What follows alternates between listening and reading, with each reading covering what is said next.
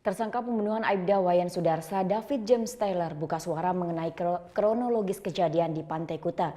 Sementara itu, Kapolresta Denpasar tetap meyakini pembunuhan dilakukan David dan Sarah berdasarkan alat bukti yang ditemukan. Tersangka pembunuhan Aibda Wayan Sudarsa, David James Taylor, kini telah didampingi kuasa hukum dalam proses penyidikan.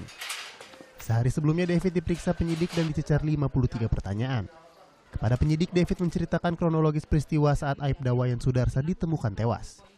Jadi waktu mereka berjalan mau balik ke penginapannya, dia diceritain sama Sarah kalau tadi dia diserang sama polisi tidak baik, tidak bagus katanya. Jadi waktu dia diserang, dia terjatuh, dia sempat bilang minta tolong katanya David, terus baru ada datang beberapa orang di situ, dia datang, ditarik polisi ini seperti mau menolong, disitulah Sarah bisa pergi. Sementara itu polisi enggan menanggapi kronologi versi tersangka pembunuhan Aibda Wayan Sudarsa. Sejauh ini polisi meyakini David dan Sarah sebagai pelaku pembunuhan karena didukung alat bukti kuat seperti bercak darah dan bekas luka akibat perkelahian. Kita nggak membicarakan pengakuan, kami berdasarkan bukti aja.